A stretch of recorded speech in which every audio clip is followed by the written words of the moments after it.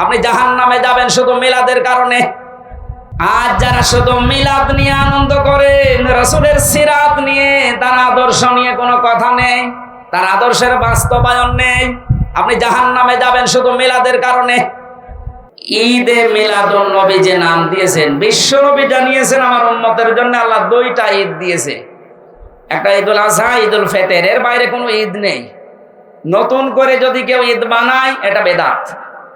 বলেন, কিছুক্ষণ আগে যে হাদিস বললাম, যারা বেদাত আবিষ্কার করে তাদের জন্য নবীর সুপারিশ হারাম। বলেন বলেন।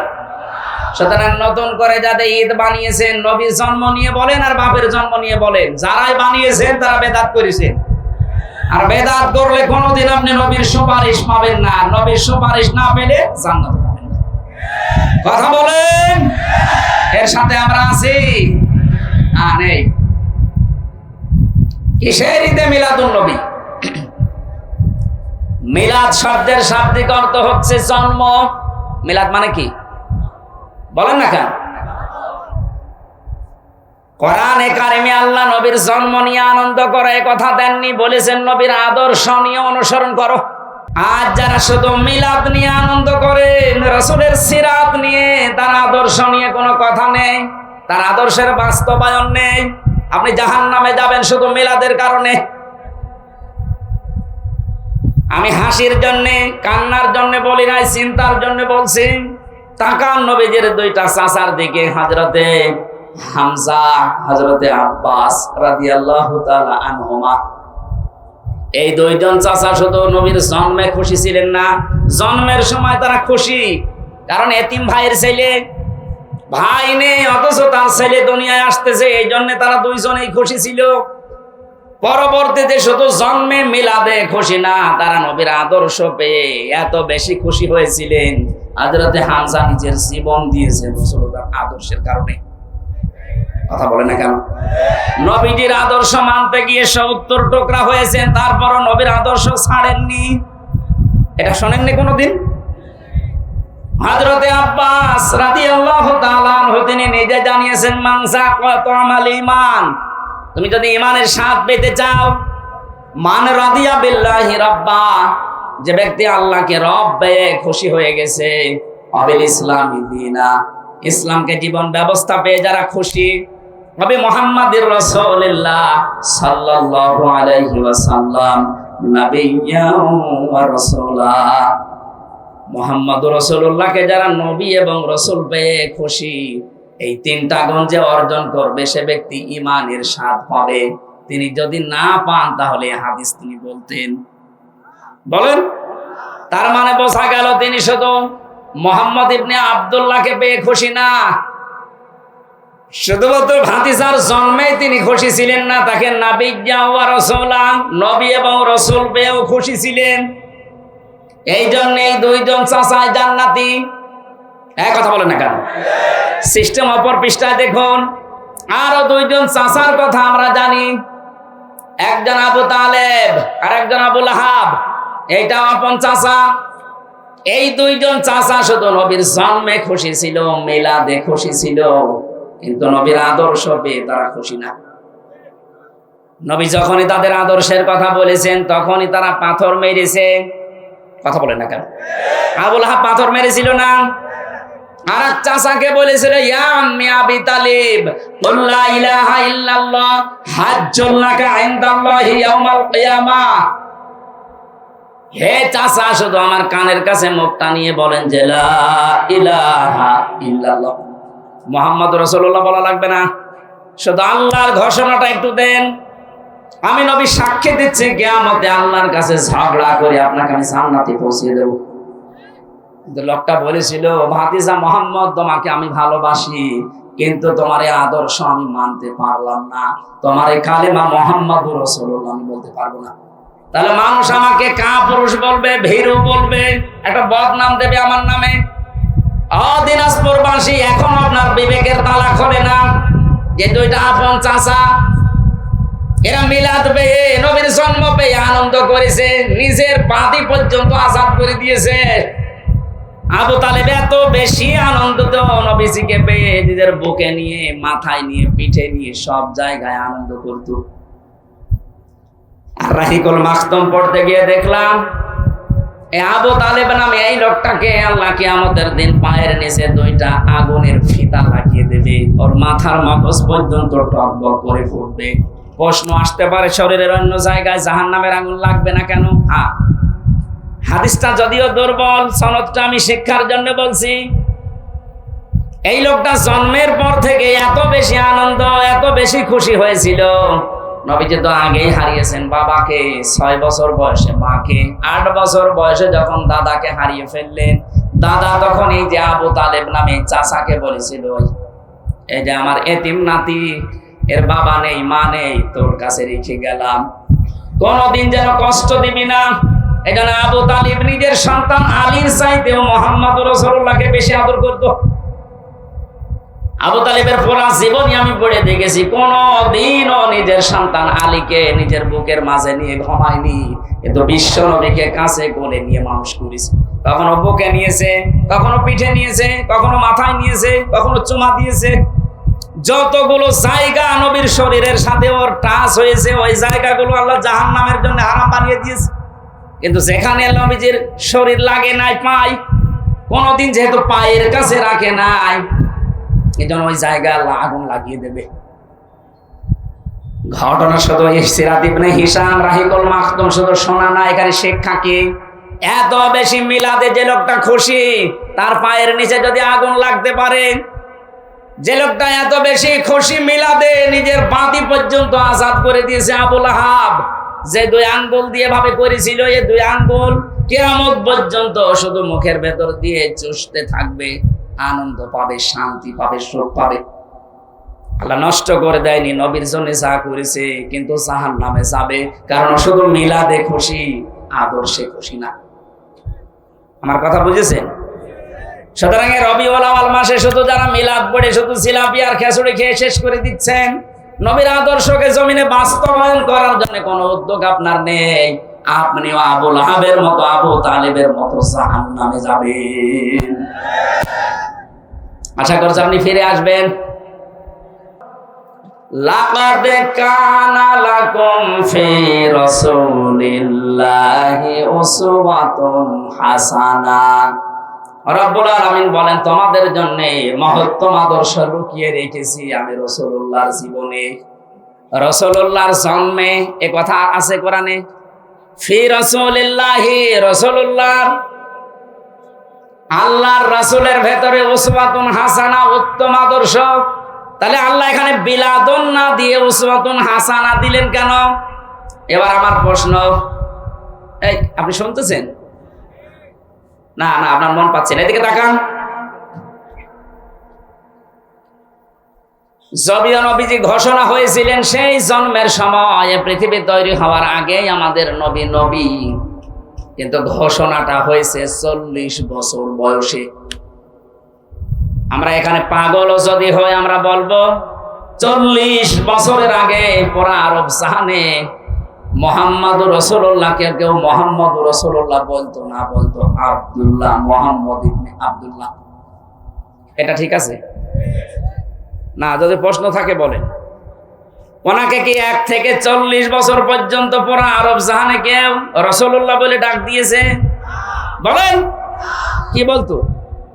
মুহাম্মদ ইবনে আব্দুল্লাহ অথবা আস-সাদিক, আল আমিন, এই নামগুলো দিত। এখন উনি রাসূলুল্লাহ হয়েছেন 40 বছর বয়সে, যখন নবুয়ত পেয়েছেন কোরআনের দ্বারা। কোরআন পাওয়ার পরেই উনি যখন আসলেন, তখন হয়ে গেলেন মুহাম্মদ ইবনে আব্দুল্লাহ থেকে মুহাম্মাদুর রাসূলুল্লাহ। এবার মূল কথা বলছে, আল্লাহ পাক কেন ফি রাসূলিল্লাহি উসওয়াতুন হাসানা দিয়েছেন? তোমাদের জন্য মহত্তম আদর্শ আমি আল্লাহ লুকিয়ে রেখেছি রাসূলুল্লাহর জীবনে। মুহাম্মদ ইবনে আব্দুল্লাহর জীবনে আল্লাহ যদি বলতেন, তাহলে ফি রাসূলিল্লাহ শব্দটা দিতেন না। বাস্তবতা হচ্ছে এই, 1 থেকে 40 বছর পর্যন্ত এই যে মুহাম্মদ ইবনে আব্দুল্লাহর নাম বললাম, আস-সাদিক, আল আমিন, উনি বিশ্বাসী ছিলেন, আমানতদার ছিলেন। ভালো ভালো কাজ যে করেননি তা না, বহু ভালো কাজে আঞ্জাম দিয়েছিলেন। হেলফুল ফজল গঠনের মাধ্যমে। শান্তির সঙ্গ বানিয়েছিলেন 17 বছর বয়সে, সেখান থেকে 40 এই 23টা বছরে পুরা আরব জাহান তিনি চষে বেরিয়েছেন ওই সঙ্গের মাধ্যমে, যে শান্তি কিভাবে কায়েম করা যায়। কিন্তু কাঙ্ক্ষিত মানের শান্তি তিনি দাঁড় করাতে পারেননি। এটা ঠিক আছে, আমি আন্দাজে বলছি না, সিরাত ইবনে হিশামে আছে। 23টা বছর চেষ্টা চালিয়ে কিছুই করতে পারেননি। না, ভালো ভালো কিছু কাজের আঞ্জাম দিয়েছিলেন। কেউ বিপদে পড়লে এগিয়ে যেতেন, কেউ অসুস্থ হলে তাকে সেবা করতেন, কারো ঘর বাড়ি না থাকলে টাকা পয়সা কালেকশন করে ওই সঙ্গের মাধ্যমে তৈরি করে দিতেন। কিন্তু ফল কাঙ্ক্ষিত মানের দিতে পারেননি। এই একটাই মানুষ 40 থেকে 63 এই 23 বছরে তিনি কোরআন হাতে থাকার কারণে এত পরিবর্তন করেছিলেন। তখন নিজেই বলতেছেন, খায়রুল কুরুনি কারনি, আমার যুগ শ্রেষ্ঠ যুগ। দিনাজপুরবাসী, বিবেক যদি আপনার থাকে আপনি মিলাবেন। আল্লাহ রাব্বুল আলামিন বলেন, ওয়াইযা আখাযাল্লাহু মিসাকাল্লাযীনা وَإِذْ أَخَذَ اللَّهُ مِيثَاقَ النَّبِيِّينَ لَمَا آتَيْتُكُم مِّن كِتَابٍ وَحِكْمَةٍ ثُمَّ جَاءَكُمْ رَسُولٌ مُصَدِّقٌ لِّمَا مَعَكُمْ لَتُؤْمِنُنَّ بِهِ وَلَتَنصُرُنَّهُ قال أأقررتم وأخذتم على ذلكم إصري قالوا أقررنا قال فاشهدوا وأنا معكم من الشاهدين সূরা আলে ইমরানের ভেতরে আয়াতটা আছে 3 নাম্বার পারা 19 নাম্বার পৃষ্ঠা 11 নাম্বার লাইনে আছে 181 নাম্বার আয়াত, শুধু 81 নাম্বার আয়াত। আয়াতের ভেতরে নবীরা পর্যন্ত বিশ্ব নবীর স্বীকৃতি দিয়েছিল, তারা আদর্শের স্বীকৃতি। আজ অনেক উম্মত দাবি করার পরেও শুধু জন্ম নিয়ে আপনি আনন্দে দিন কাটিয়ে চলে যাচ্ছেন, কারণ জন্মদিন পালন করলে খাওয়া পাওয়া যায়। আমি তো এই দেশে যতগুলো ইবাদত দেখতে পাই বানানো সব খাওয়া ভিত্তিক। এই যে জন্মদিনের খাওয়া, মৃত্যুদিনের খাওয়া, সবে বরাতে খাওয়া, কথা বলছে না কেন? সবে কদরেও খাওয়া, 2 ঈদে খাওয়া। খাওয়া ছাড়া কোনো ইবাদত আমি পাচ্ছি না। অথচ নবীজির আদর্শ যারা মেনেছেন 40 থেকে 63 এই 23 বছর তাদের খাওয়া ছিল। তাকান হযরতে তালহার দিকে, কি খেয়েছিলেন তিনি? 80টা তীর। কি নবীর আদর্শ মানতে গিয়ে তার শরীরকে বাঁচাতে তিনি 80টা তীর খেয়েছেন। আরো জিলাপি নিয়ে আর খেজুরি নিয়ে মজায় আছে। এই জন্য আমাদের উচিত হচ্ছে এগুলো বন্ধ করা। রবিউল আউয়াল মাসেও যদি আপনি এর পরিবর্তন আনতে না পারেন, আপনি আজকে থেকে সিদ্ধান্ত নেবেন শুধু জন্মে আমরা আনন্দ করব না, আমরা আনন্দ করতে চাই নবীর আদর্শ বাস্তবায়নের মাধ্যমে। আল্লাহ আমাদের তৌফিক দিন, বলেন আমিন। সূরা আলে ইমরানের 137 38 দুইটা আয়াত তেলাওয়াত করেছি। বর্তমান প্রেক্ষাপট সামনে নিয়ে বাস্তবতার সাথে আমরা মিলাবো। তাফসীরুল কোরআন মাহফিল লিখেছেন এই কারণে। জবান খুলে পড়েন আউযু বিল্লাহি মিনাশ শাইতানির রাজিম। বিসমিল্লাহির রহমানির রহিম। قد خلت من قبلكم سنن فسيروا في الأرض فانظروا كيف كان عاقبة المكذبين। সূরা আলে ইমরান, এটা ইমরানের বংশধর সম্পর্কে নামকরণ করা হয়েছে। এর শানে নজুল আছে, ঐতিহাসিক প্রেক্ষাপট আছে, এবার বাস্তব শেখা। এগুলো বলতে গিয়ে আপনারা জানেন তো প্রত্যেক মাহফিলে মানুষ এগুলো বলে। এই জন্য আমরা সরাসরি তাফসিরে যাচ্ছি। কদ খালাত মিন ক্বাবলিকুম সুনান। আল্লাহ তাআলা বলেন অবশ্যই তোমার পূর্বে আমি বহু বহু জাতিকে তাদের জীবন আচরণের কারণে ধ্বংস করে দিয়েছি। ফাসির ও ফিলার, এ নবী আপনি জমিনে পরিভ্রমণ করেন, জমিনে সফর করেন, ফানজুরু আর নজর করে দেখেন কাইফা কানা আকিবাতুল মুকাদ্দিবিন। মিথ্যাবাদী যারা সত্যকে সত্য জানার পরও মানে নাই, এই মিথ্যাবাদীদের সাথে আমি আল্লাহ কি আচরণ করেছি এটা একটু দুনিয়া ঘুরে ঘুরে দেখেন। এই যে আদ জাতি, সামুদ জাতি, বিভিন্ন জাতির নাম আমরা কোরআনে কারিমে সূরা শুআরার ভেতরে আল্লাহ ধারাবাহিক ভাবে আমাদেরকে শুনিয়েছেন। এটা কি খেলা করার জন্য না কিছু নেওয়ার জন্য? যেটা নেওয়ার জন্য দিয়েছেন হযরত হুদ আলাইহিস সালামের জীবনী থেকে আমি আজকে কিছু কথা শুনতে চাই। হযরত হুদ আলাইহিস সালামের জামানায় আল্লাহ যে গজবগুলো পাঠিয়েছিলেন, এই যে কদ খালাত মিন ক্বাবলিকুম সানানুম, আপনার আগে আমি বহু জাতিকে তাদের জীবন চরিত্রের কারণে, হযরত হুদ নবীর যে জাতি ছিল এই জাতির ভেতরে 4টা অপরাধ প্রবণতা বেশি ছিল। 1 নম্বরে তারা দ্বীনের প্রচারক যারা ওই জামানায় ছিল তাদেরকে ওরা কষ্ট দিতে এবং মিথ্যা প্রতিপন্ন করত। এবার আসেন তো 1500 বছর পরে যে কোরআনে কারিমের এই আয়াতটা, এতদিন হাজার হাজার লক্ষ লক্ষ মানুষের আয়াতের তাফসীর করেছে, মানুষ শুনেছে। আজ বাংলাদেশের সাথে আয়াতটা মিলান, আজও যারা আসমানি কিতাবের প্রচারক, যারা কোরআনে কারিমের প্রচার করে তাদেরকেও দেখেন কষ্ট দেওয়া হয় বেশি এবং তাদেরকে মিথ্যা প্রতিপন্ন করা যায় কি করে সেই কায়দা কৌশল চলছে বেশি। জালেমদের কার টার্গেট নিয়েছিল? জালেমরা। আপনি কোন আলেমকে যদি মেরে ফেলতেন হয়ে যেত শেষ, কিন্তু জালেমদের টার্গেট দেখেছেন ওদের কর্মপদ্ধতি। কোন আলেমকে এই দেশে মেরে ফেলার আগে, নিঃশেষ করার আগে এমন এমন দোষ তার উপরে চাপিয়ে দিয়েছে পরবর্তী প্রজন্ম যেন আলেমকে ঘৃণা করে। কথা বলে না কেন? আপনি মাওলানা সাইদিকে মেরে ফেলতে পারতেন সেই প্রথম নিয়েই, কিন্তু ধরার পরে তো মারে না, এমন এমন দোষ তার উপরে দিয়েছে। সে নাকি ধর্ষক ছিল, মানুষের বাড়ি ঘরে আগুন লাগিয়েছে, মানবতা বিরোধী অপরাধ করেছে, এমন এমন দোষ তার উপরে চাপিয়েছে। সাক্ষী তো একটাও ধপে টেকে নাই, হিন্দু সাক্ষী পর্যন্ত পালিয়ে গেছে যে আমি দেব না। এখন প্রমাণ হচ্ছে যে না, উনি কোনো দোষে দোষী ছিলেন না, ওনার নাম ওইটা ছিল না। ওনার সার্টিফিকেট এখনো পর্যন্ত ইন্টারনেটে আছে, আপনি দেখতে পারেন। ওখানে লেখা আছে দেলাওয়ার হোসাইন সাইদি। আর যার নামকরণ করে ওনাকে ফাঁসি দেওয়া হয় তার নাম দেমরু শিকদার, পাড়ের হাট, পিরোজপুরে বাড়ি।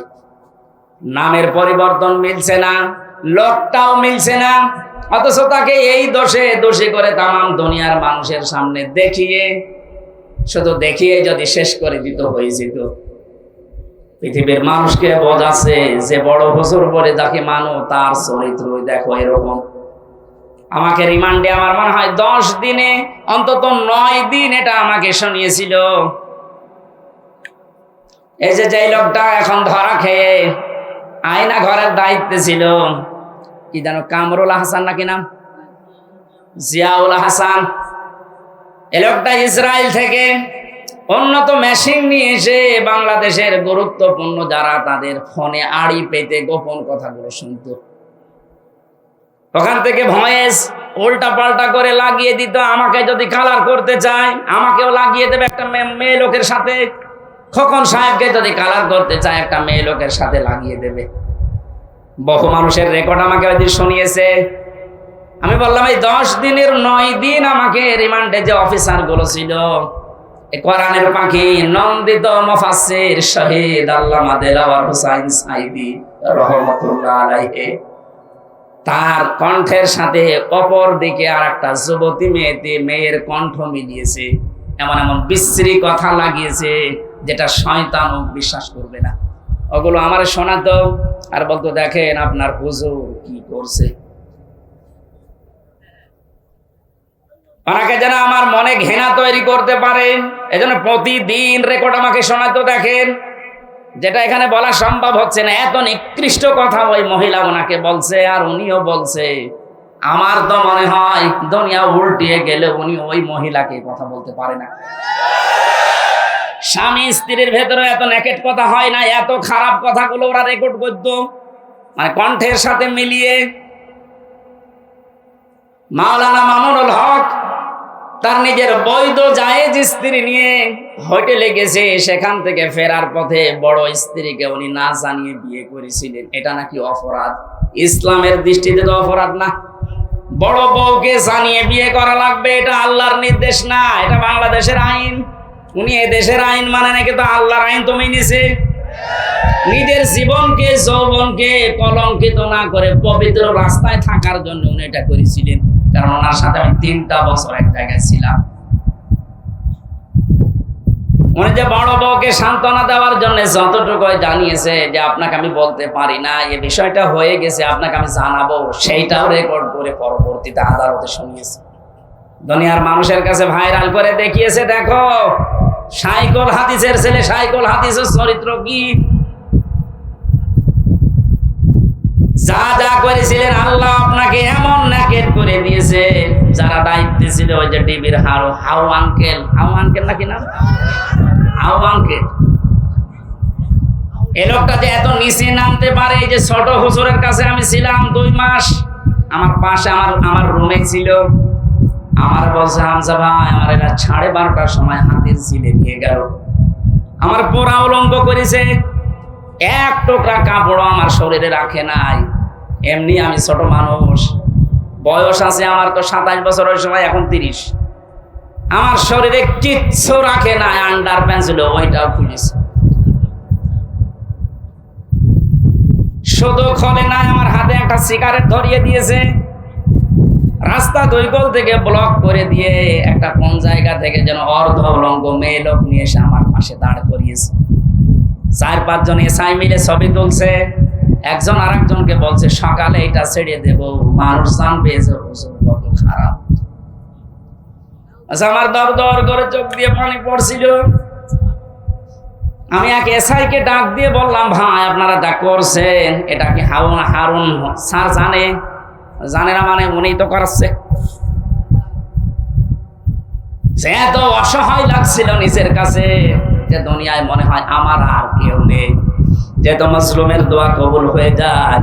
মন থেকে বললাম, রব্বুল আলামিন যা যা করছে তুমি সব দেখতে পাচ্ছ আরশ থেকে। আমি এই অবস্থায় মজলুম হয়ে বরদোয়া দিলাম, হারুন যদি এটা করিয়ে থাকে, আমার সাথে যা করেছে আল্লাহ তুমি তাকে তার চাইতেও বেশি করে দেখিও। খলনায়ক মাহফিলে যে বাড়িতে খাবার খেতে গেলাম, এই লোকটা আমারে আসার সময় বলছিল, হুজুর এখানে রাজনৈতিক দলের লোকজন আছে, আপনি কাজ করেন, স্বামী স্ত্রীর ভেতরে গন্ডগোল কেন হয় এগুলো আমাদের বলেন, যেন গন্ডগোল না হয়। ঠিক আছে, সূরা নিসার 34 আর 35 নম্বর আয়াতের ব্যাখ্যা করলাম যে এই কারণে গন্ডগোল হয়, এটা মেটাতে হলে এই পদ্ধতি আছে। ভালোভাবে শুনেছি। শেষ করে যখন খাবার খেতে গেছি দেখি গোমরা হয়ে বসে আছে, কথা বলছে না। আমার বলছে, হুজুর আমার বর সাথে আমার গন্ডগোল হয়েছে, আপনাকে কে বলে দিয়েছে বলেন? কে বলে দেবে? না, আপনি যা যা বললেন এইটাই আজকে আমার হয়েছে। অবশ্যই আপনাকে মনে হয় কেউ গোপনে বলে দিয়েছে। হ্যাঁ, আমাকে একজন বলেছে, তা দুনিয়ার কেউ না, কে বলে তো? আল্লাহ পাক 1500 বছর আগে আমাকে বলেছেন যে এইভাবে স্বামী স্ত্রীর গন্ডগোল বাঁধে, আর এইটা মেটাতে এই পদ্ধতিগুলো নেওয়া লাগে। আপনার যে দিনের বেলা এই হয়েছে আমি জানবো আপনার থেকে না, আল্লাহ আমাকে জানিয়ে দিয়েছে। আপনার যদি মনে হয় যে যা বলছে সব তো আমার সাথে মিলে যাচ্ছে, মনে হয় খোকন সাহেব হুজুরের কানে কানে সব বলে দিয়েছে। এজন্য আপনি না বোঝার কারণে হয়তো আপনার মন খারাপ হতে পারে, আপনি এদিকে তাকাবেন না। দ্বিতীয় নম্বরে, আবহমান কাল থেকে দেশে অনেক কিছু নিয়ম নীতি মানুষ পালন করছে ইসলাম মনে করে, অথচ ওটা ইসলাম না। আপনি যখন কোরআনের তাফসীর করবেন দেখবেন ওইগুলো মিলছে না, ওগুলো ইসলামের সাথে সাংঘর্ষিক। যে মানুষ এতদিন পর্যন্ত ইসলাম মনে করে ওটা পালন করে আসছে আদর নিয়ে, মহব্বত নিয়ে, বড় আবেগ নিয়ে, তখন আপনাকে ওরা দেখতে পারবে না, উল্টা পাল্টা ধারণা করবে। এটা বাংলাদেশে আছে। এটা যখন শুরু হয়ে গেছে দেখছেন না, এই যে মাজারের ব্যবসা, কথা বলে না কেন? এটা যে একটা নিছক ব্যবসা মাজারের, আর সাধারণ মানুষ পর্যন্ত বুঝে ফেলেছে। কোরআনে কারীম এবং হাদিস বারবার আমাদেরকে সতর্ক করছে, লা তাত্তাখিযুল কুবুর মাসাজিদা, কবরকে সেজদার জায়গা বানিও না। এদেশে এখন 48,000-এর উপরে মাজার, অধিকাংশ গুলো এখন আমরা দেখতে পাচ্ছি কবর সেজদার জায়গা হয়ে গেছে। কবরে সেজদা দিলে সঙ্গে সঙ্গে আপনি মুশরিক হয়ে যাবেন। ওই অবস্থায় মরলে আপনার জন্য জান্নাত হারাম, জাহান্নাম ওয়াজিব।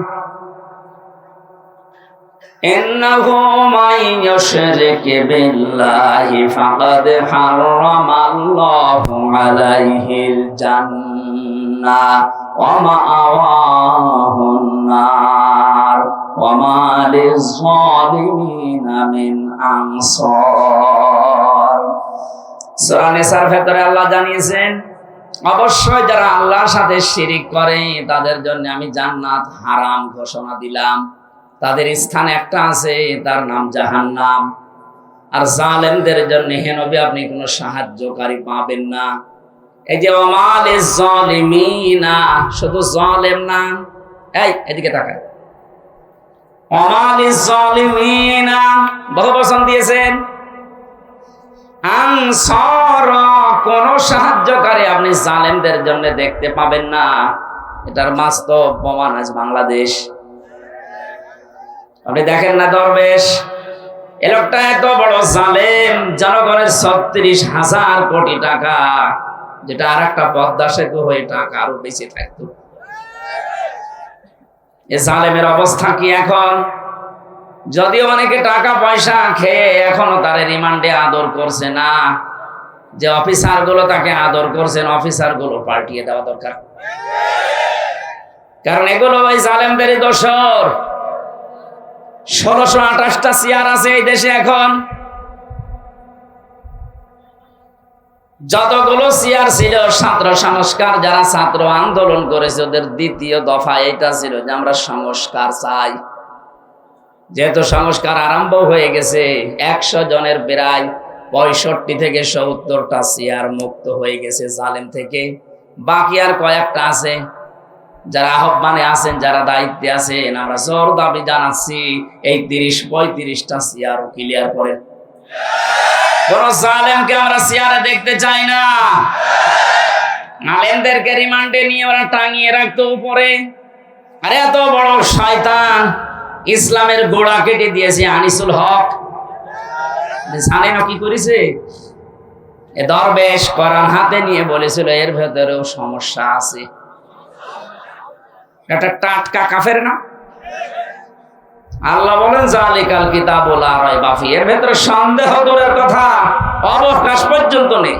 আর বলছে না এর ভেতরে সমস্যা আছে, তবে মেজর না। হাদিস তো আছে। কোরআনে যে লোকটা সন্দেহ করতে পারে ওটা ইমানদার না বেঈমান? আরে বেঈমানরা শুনলাম রেখেছে এসি ঘরের ভেতরে, ওরে বাড়ির খাবার খাওয়াচ্ছে। আর আমাদের 24 ঘন্টা ফাঁসির কন্ডেম ছেলে তালা লাগিয়ে রাখতো। বাড়ির খাবার তো দূরের কথা, নিজের খাবারই দিত না। কারা দিচ্ছেন আমরা কিন্তু জানি, কারণ ওই পাতা আমার পড়া আছে। দরবেশের উল্টা পাল্টা টাকা আছে, তো এখান থেকে টাকা খাচ্ছেন আর ওর সাথে আচরণ ভালো করছেন। জালেমের সাথে কোনো আচরণ ভালো নেই, কারণ জালেমরা আল্লাহর মামলার আসামি। জনগণ তো মামলা দিয়েছে, ওরা সরাসরি কার মামলার আসামি? তাদের সাথে যে আচরণ করছেন এই দৃশ্যগুলো বাইরে এখন আসতেছে। মানুষ কিন্তু আবারও জালেম হওয়ার পায়তারা করবে, কারণ সামনে যারা আছে এরা যদি আবার থালা পায়, এরা মনে করছেন যে আল্লাহর ওলি হয়ে যাবে, এরাও জালেম হয়ে যাবে। সুতরাং এমন আচরণ করেন জালেমদের সাথে যেন কিয়ামত পর্যন্ত কেউ জালেম হতে না পারে। জালেমদের জন্য কোন সাহায্যকারী দুনিয়া আখিরাতে নেই। এ ঘোষণা কার? আল্লাহর এই ঘোষণা ভাইলাট করে, এই ঘোষণাকে ওভারটেক করে, ওভারকাম করে যারা জালেমদেরকে সাহায্য করছেন এখনো, আপনি থামেন নাই তো আপনিও কিন্তু টার্গেটে পড়বেন। কথা বলেন না কেন? আমি ইঙ্গিত দিলাম, কথা হয়তো আপনি বুঝেছেন না, বোঝার ভান করে বসে থাকবেন না। আল্লাহ বলেন আমালিজ জালিমিনা মিন আনসার, কোন জালেমের সাহায্যকারী কেউ হবে না। আল্লাহর ঘোষণাকে যারা ওভারকাম করে জালেমকে সাহায্য করছেন, আপনিও টার্গেট। হামজার কার? বলেন বলেন। জালেমরা যে আল্লাহর টার্গেট, এটা আমি বানালাম? হ্যাঁ, কোরআনে কারীম জানিয়েছে ইন্নামাস সাবিলু আলাল্লাযিনা ইয়াজলিমুনান নাস। সূরা সূরার 25 নাম্বার পারা 6 নাম্বার পৃষ্ঠা 13 নাম্বার লাইনের 42 নাম্বার আয়াতটা প্রথম অংশে আছে। তাফসীরে ফি জিলালিল কোরআনে পাবেন। আল্লাহ পাক বলেন, পৃথিবীর মানুষেরা, আমি কিন্তু জালেমের বিরুদ্ধে নিজে মামলা দেব। সুতরাং এই 15.5 বছরে কে কি জুলুম করেছেন আপনি কিন্তু নিজে জানেন। হয় নফসের উপরে জুলুম করেছেন, নাই পরিবারের উপরে, নাই সমাজের উপরে, নাই রাষ্ট্রের উপরে, নাই জনগণের উপরে। যারাই জুলুম করেছেন তারা আল্লাহর মামলার আসামি। অনেক যেমন নাম ধরে বলছিলেন, আমিও বলছি, একেবারে খোলাখুলি বলছি, এ দেশের যে দায়িত্বে ছিল পালিয়ে গেছে, এই মহিলা থেকে শুরু করে যারাই তার দোষক, সবগুলো আল্লাহর মামলার আসামি। আপনার যদি বিশ্বাস না হয় তাহলে সূরার এই 42 নাম্বার আয়াত কেটে বাদ দিয়ে দেন। ওদের দুনিয়া শেষ, জালেমদের দুনিয়া আর নেই, আখিরাতও শেষ।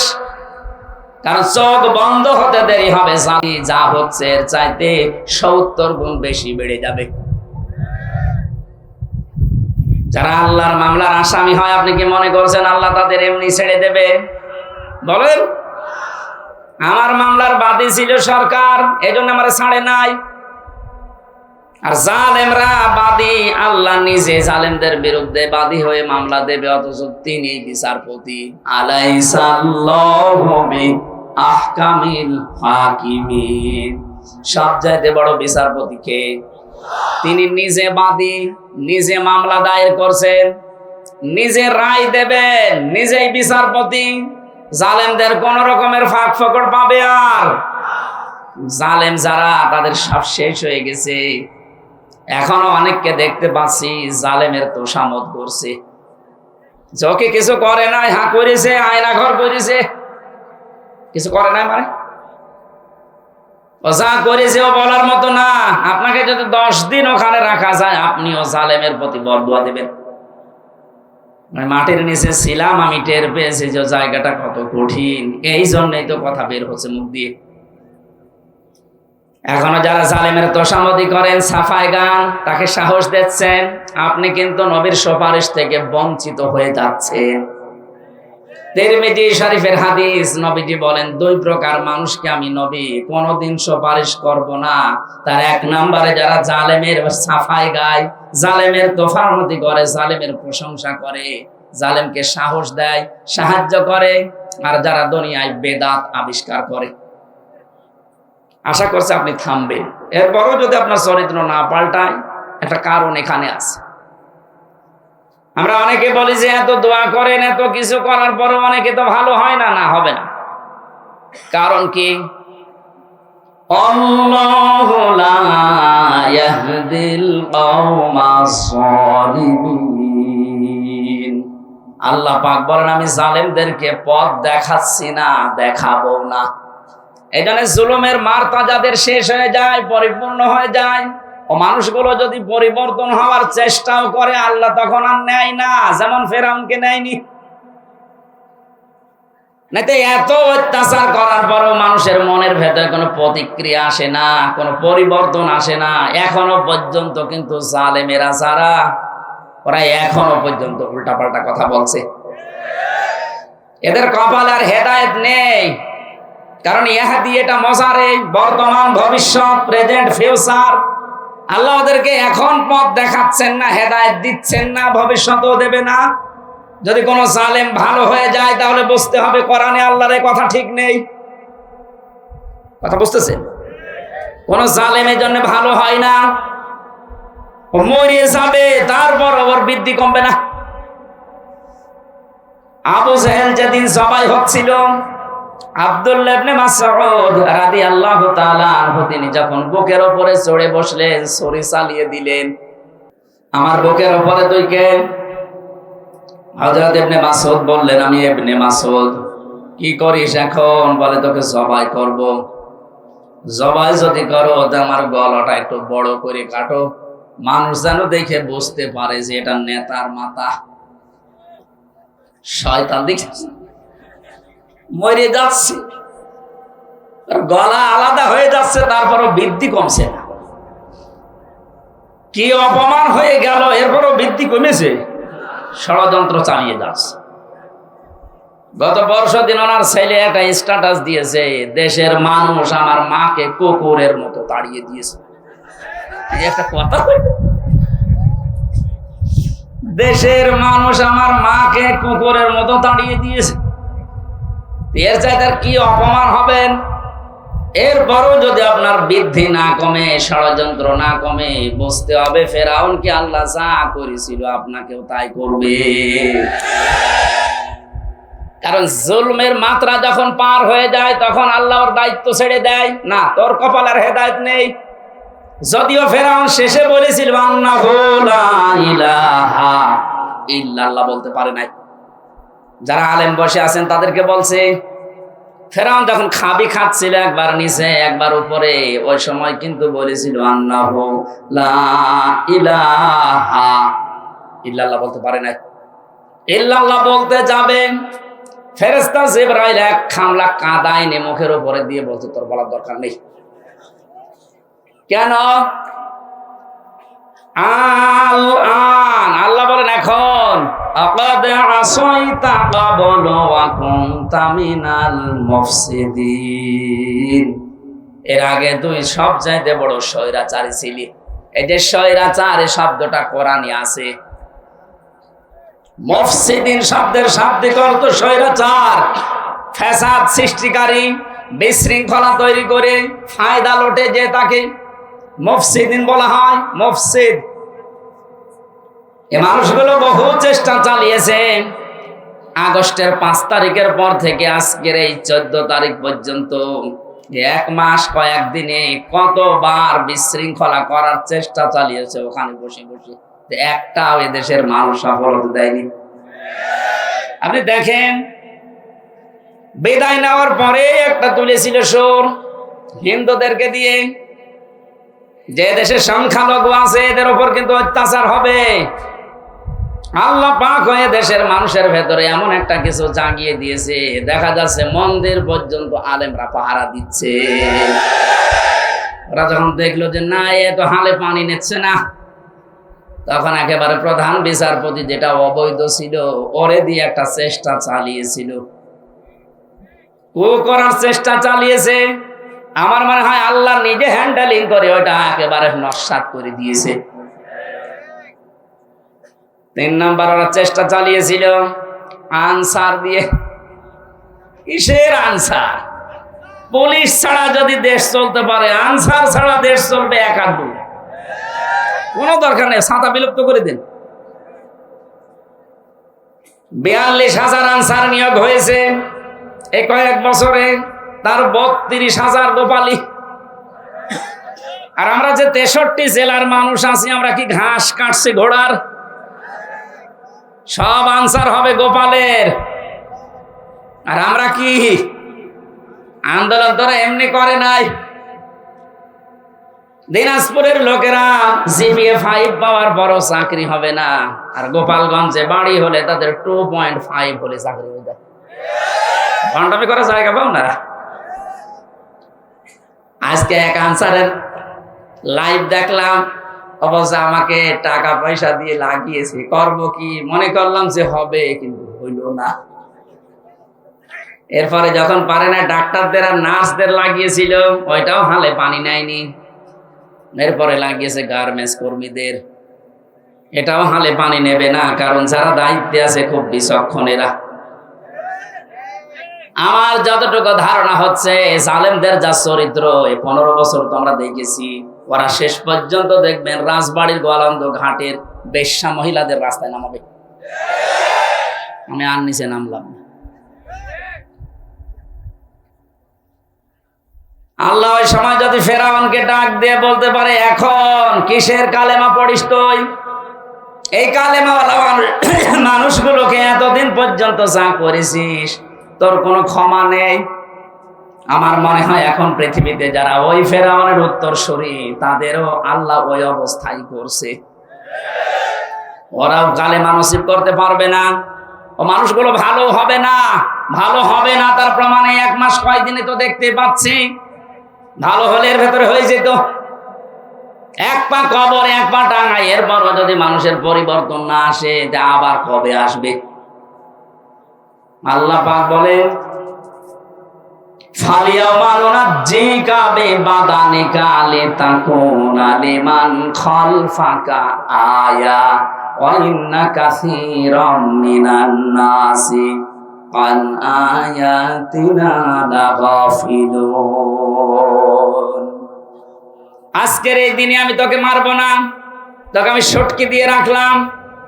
মেডিসিন লাগবে না, ঔষধ দেওয়া লাগবে না, পানিতে খাবে না, মাটিতে নষ্ট হবে না, পোকামাকড়ে খাবে না, কিয়ামত পর্যন্ত তোরে আমি নিদর্শন বানালাম।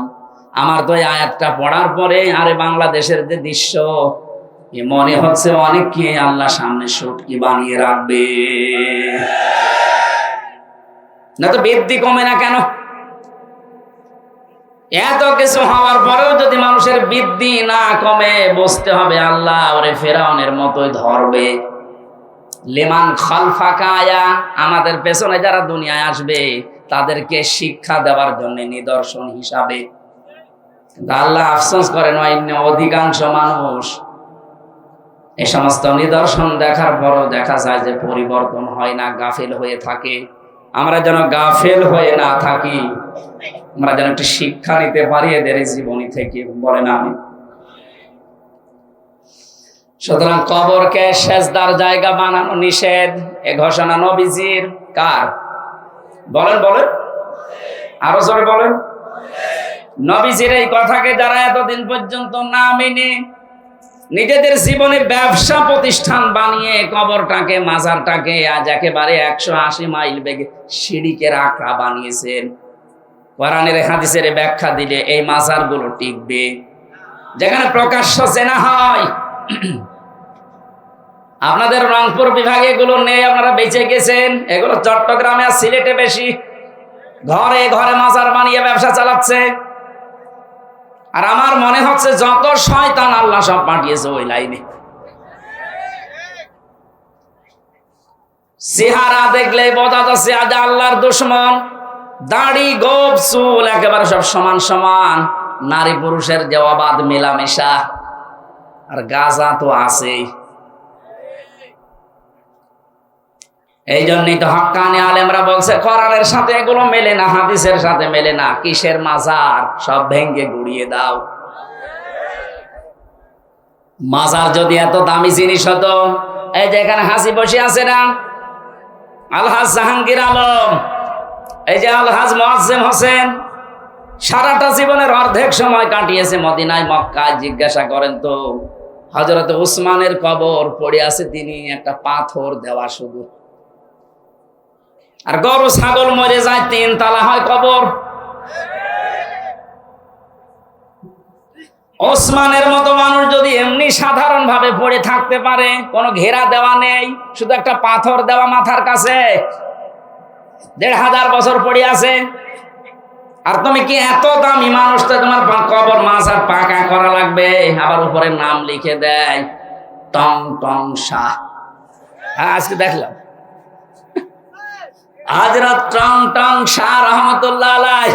এই টং টং কোন মানুষের নাম হয়? আরে আল্লাহর ওলি হয় কি করি? এগুলো সব ব্যবসা। কোরআনের ব্যাখ্যা করলে এগুলো টিকবে না, তখন আপনি ওদের মন পাবেন না।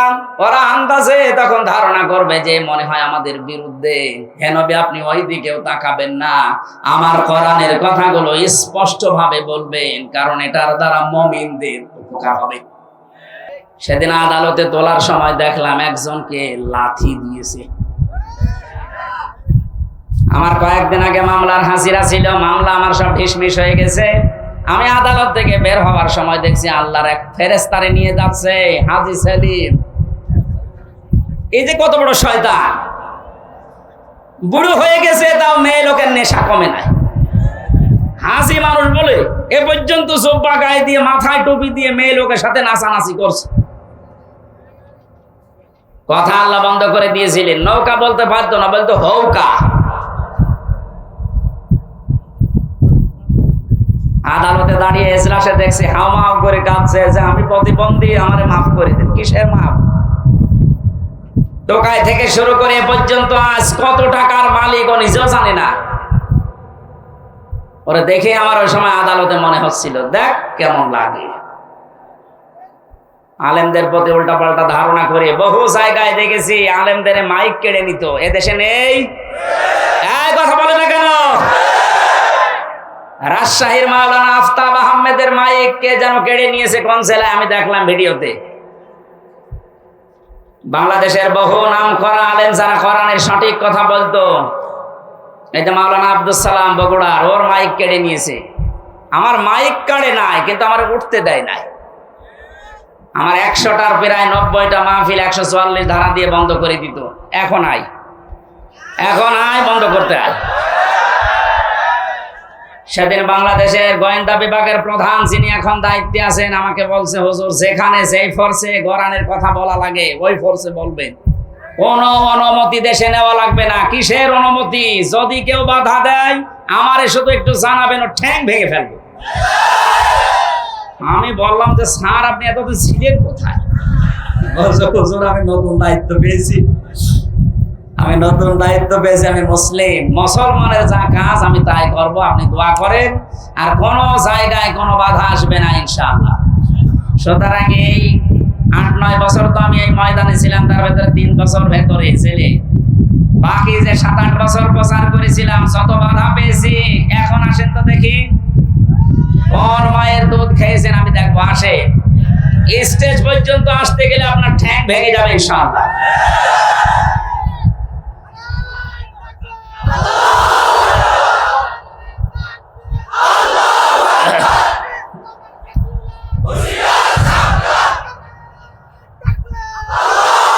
দিনাজপুরবাসী এজন্য যে মানুষগুলোকে আল্লাহ ধ্বংস করেছিলেন হুদ নবীর জামানায় 4টা কারণের। প্রথম কারণ, তারা আসমানি কিতাবের প্রচারকদের কষ্ট দিত আর মিথ্যাবাদী বলতো। এটা যেহেতু শুরু হয়ে গিয়েছিল বাংলাদেশে, অনেককে হয়তো এরকম সরাসরি মিথ্যাবাদী বলে নাই, কিন্তু কথা শোনার পর মিথ্যা মনে করে চলে যেত। আল্লাহ জানে তুলে ধরছেন আমাদের সামনে, ফানসুরু কাইফা কানা আকিবাতুল মুকাদ্দিবিন। কোরআনের কথাগুলো শোনার পরে যারা মিথ্যা প্রতিপন্ন করে তাদের পরিণতি আমি কি করেছি আপনি দুনিয়া ঘুরে ঘুরে দেখেন। হাদা বায়ানুল লিন্নাস, এই যে বর্ণনা এর ভেতরে আল্লাহ দিয়েছেন, এটা মানুষের জন্য। কার জন্য বলেন?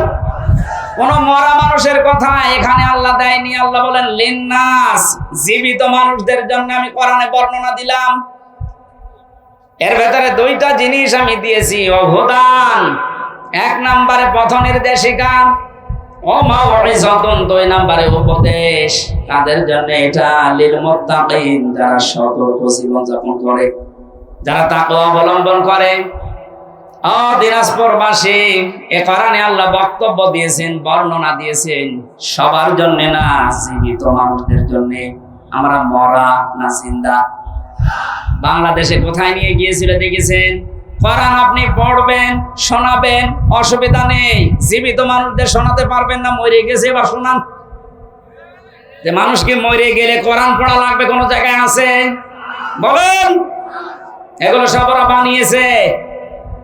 জীবিত মানুষদের জন্য আল্লাহ বক্তব্য দিয়েছেন, বর্ণনা দিলেন, আর আমরা তৈরি করে দিয়েছিলাম না। জীবিত মানুষ শুনলে এরা সব আমাদের চেয়ারের কথা, জুলুমের কথা জেনে ফেলবে, ওরা মরা মানুষকে শোনা। এই জন্য হাফেজি মাদ্রাসা, নুরানি মাদ্রাসা, কওমি মাদ্রাসা, আলিয়া মাদ্রাসা থেকে 8 জন 10 জন 20 জন হাফেজ এনে বলতো আমার বাবা মারা গেছে বড়। যেই লোকটা কোরআনের তাফসীর মাহফিলে বাধা দেয়, ওই লোকটার বাবা মারা গেলে আমারে ডাক দিয়ে বলতো, হুজুর একটু কোরআন পড়িয়ে দিন। তোর বাপ তো মরে গেছে, এখন কোরআন পড়ে করবো কি? জীবিত থাকতে পড়লে কাজ হইতো। কথা বলেন না কেন? কারণ আল্লাহ বক্তব্য দিয়েছেন যে মরা মানুষের জন্য না জীবিত? বলেন বলেন। আপনি পোড়াটা উল্টিয়ে ফেলেছিলেন। দুইটা জিনিস যেহেতু আল্লাহ এর ভেতরে দিচ্ছেন, আমরা এই দুইটা জিনিস আজকে থেকে নিতে চাই। অবদান, পথ নির্দেশিকা। কোন বাবার কথা আমরা মানি না, কোন স্বামীর কথা মানি না, কোন পীরের কথা মানি না। আমরা মানতে চাই কোরআনের দেখানো পথের কথা। কোরআন যেহেতু জানিয়েছে ওমান হাকামা বিহি আদালা, আল্লাহ পাক বলেন আমার এই কোরআন আমি নাজিল করেছি মানুষের ভেতরে ন্যায় বিচার কায়েম করার জন্য। আয়াতের ব্যাখ্যায় নবীজি বলেন ওমান হাকামা বিহি আদালা, যারা কোরআন দিয়ে বিচার ফায়সালা করবে তারা ন্যায় বিচার করতে পারবে। সুতরাং এই দেশে 53 বছরে ন্যায় বিচার হয়নি, কারণ কোরআন ছিল না। কথা বলেন না, একেবারে সোজা সাপটা কথা। কোরআন ছিল না, এই জন্য যেই চালিয়েছে ন্যায় বিচারের পরিবর্তে অবিচার হয়েছে বেশি। হয় দলীয়করণ করেছে, নাই ব্যক্তিগতকরণ করেছে, নাই গোষ্ঠীগতকরণ করেছে, নাই নিজের সাথে মিলিয়েছে। কোরআন ছিল না, এই জন্য আমরা শুধু মুখে বলি পেয়েছি যে ন্যায় বিচার কায়েম করছি, অথচ সব চলেছে অবিচার। এখনো বাংলাদেশে 1,10,000 মানুষ জেল খাটতেছে সারা দেশে। আপনি হিসাব করে দেখবেন প্রায় 100 জনের 70 জন কিচ্ছু জানে না, আন্দাজে পড়ে আছে। যারা মিথ্যা মামলা দিয়েছেন, আমাকে যেমন দিয়েছিলেন, আমি আহ্বান জানাবো আমার মামলা যেহেতু খারিজ হয়ে গেছে, মামলা আদালত থেকে প্রমাণ হয়েছে যে আমি নির্দোষ, আমার কোনো দোষ নেই। এক কথা বলে না কেন? আমার মতো যারা এরকম মিথ্যা মামলায় পড়ে আছে, মামলার আয়ু থেকে শুরু করে একেবারে উপর পর্যন্ত যারা এর সাথে জড়িত, প্রত্যেকের এখন আমি 3 বছর করে জেল চাই। যেমন তেমন জেল না, ফাঁসির কন্টেম সেলে রাখা লাগবে ওদের। আমার তো প্রমাণ হয়েছে আমি নির্দোষ, এর সাথে আমার কোনো সম্পর্ক নেই। এক কথা বলেন না কেন? এই শয়তানদের চরিত্র আমি বললাম না, বেশ্যাদেরকেও রাস্তায় নামাতে পারে। এর বাস্তব সিঙ্গাপুরে আমার নামে নালিশ দিয়েছে যে ওনার নামে মামলা আছে দেশে, উনি এই দেশে এসে কথা বললো। মানে এখন তো প্রমাণ হয়েছে যে আমার মামলা পুরাটাই বানোয়াট, হিংসা করে দিয়েছিল, পুরাটা খারিজ করে দিয়েছে। আমি যে নির্দোষ নিরপরাধ আদালত থেকে প্রমাণ হয়নি। যারা নালিশ পার্টি নালিশ দিয়েছিলেন ওই দেশের পররাষ্ট্র মন্ত্রণালয়, এখন আপনি কি জবাব দেবেন বলেন? আপনি তো এখন ধরা খাবেন। এটা ডাবিং করে সবগুলো ওই দেশে অলরেডি পাঠানো হয়ে গেছে। যারা নালিশ দিয়েছিলেন মনে করেছে যে পালিয়ে থাকবো ওই দেশে, এখন তো তাও থাকতে পারবে না, নিজের পায়ে এখন নিজে পড়ান। আর আমি চাই আমার এই মামলার আয়ু মিজান, কাজী মিজান, ওর বাড়ি হচ্ছে মাদারীপুরে টেকেরহাট। এই লোকটা থেকে শুরু করে একেবারে উপর পর্যন্ত যার নির্দেশ ছাড়া জামিন হয়নি, যেহেতু আমার আদালত দিয়েছে যে আমি নির্দোষ, যারা এর সাথে জড়িত প্রত্যেকের শাস্তি আমি চাচ্ছি। শুধু আমার না, যত মানুষ এভাবে নিরপরাধ আছে, মিথ্যা মামলা দিয়েছেন টাকা পয়সা খাওয়ার জন্যে আর উপরে ওঠার জন্যে। সন্তান জেনাকে 8-10টা আলেমকে যদি মিথ্যা মামলা দিয়ে গ্রেফতার করা যায়, তাহলে তার পথ উন্নতি হয়। কোথায় নিয়ে গিয়েছিল দেশটা দেখেছেন?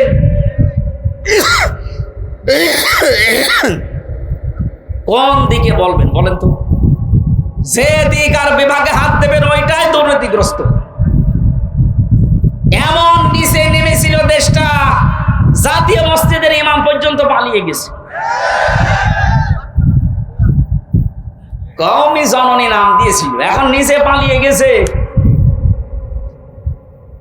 জেলখানার ভেতরে যারা কওমি মাদ্রাসার আসল কওমি সন্তান, যারা মাওলানা মামুনুল হক, মাওলানা শাখাওয়াত হোসেন রাজি, মাওলানা জুনায়েদ আল হাবিব, এই যে মাওলানা খালিদ সাইফুল্লাহ আইয়ুবী, এরা সব আমার সাথে ছিল। এই যেই দিন এই পালানো ইমাম এই ঘোষণা দিয়েছে যে কওমি জননী, এই দিন এরা জেলখানার ভেতর থেকে ফুঁসে উঠেছে যে বাইরে যদি থাকতাম পরে আমরা জবাই করতাম।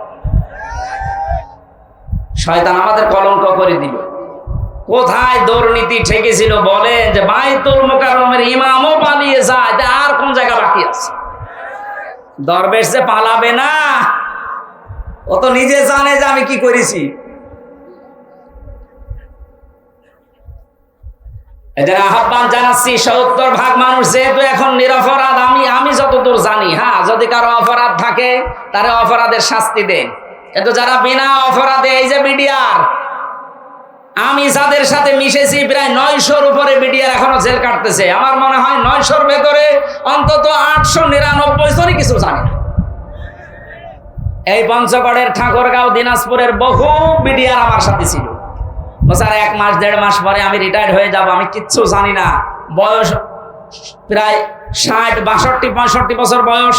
এই পঞ্চগড়ের এক মুরব্বী ছিল, যারা 1-1.5 মাস পরে আমি রিটায়ার্ড হয়ে যাবো, অথচ 14 বছর আজ জেল খাটছি, কিচ্ছু জানি না।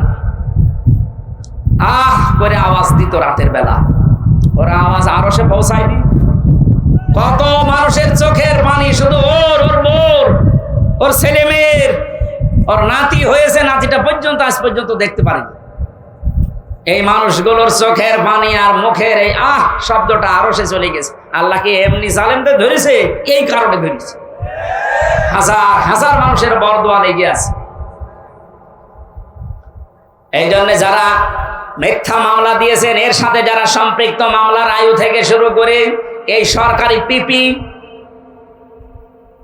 এরপরে যারা বিচার করেছেন এভাবে টাকা পয়সা খেয়ে উল্টাপাল্টা, এবং উপর থেকে যারা নির্দেশ দিয়েছে আইন মন্ত্রণালয়ের নির্দেশ ছাড়া জামিন হবে না, এরকম সিস্টেম করে রেখেছিল, প্রত্যেকের আমরা এখনই এই মুহূর্তে ওদেরকে সাসপেন্ড করার দাবি জানাচ্ছি। সব বাদ দিয়ে দিন। নতুন যারা বৈষম্যের শিকার হয়ে বসেছিল 15 বছর, তাদেরকে নিয়ে বসান। সংস্কার যখন আরম্ভ হয়ে গেছে, বাংলাদেশের 1628টা চেয়ার, একটা চেয়ারেও আমরা এভাবে আর দেখতে চাই না। এগুলো সব নামিয়ে দেন, নতুন করে মানুষ নিয়ে এসে বসান যারা বৈষম্যের শিকার ছিল। এই দাবির সাথে আপনারা নেই।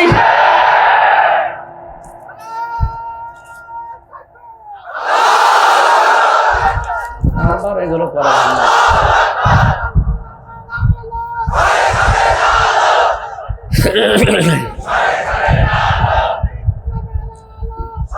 আলহামদুলিল্লাহ। ভাই, পথ নির্দেশিকা কোনো পীর সাহেব দেবে না, কোনো মা বাবা দেবে না, কোনো নেতা দেবে না। পথ নির্দেশিকা দেবে কে? এর কাছে ফিরে আসেন। অমাওয়াইজাতুন, এর ভেতরে উপদেশ আছে। আল্লাহর চাইতে অধিকতর সুন্দর উপদেশ আর কারো হতে পারে? লিল মুত্তাকিন, যারা ভদ্রলোক, যারা সচেতন, সতর্ক হয়ে জীবন যাপন করে, এদের জন্য এর ভেতরে উপদেশ আছে। আল্লাহ আমাদেরকে কোরআনে কারীম থেকে উপদেশ গ্রহণ করার তৌফিক দিন। যারা মাহফিলে টাকা দেবেন বলে নিয়ে এসেছিলেন, দিতে পারেননি, এনাদের এই আয়োজনে শুনলাম ঋণী হয়ে গেছে। আমরা যদি চিন্তা করেন যে আমি দিতে জন্য নিয়ে এসেছিলাম, পারি না, তাহলে যাওয়ার সময় দিয়ে যাবেন। আল্লাহুম্মা আমিন।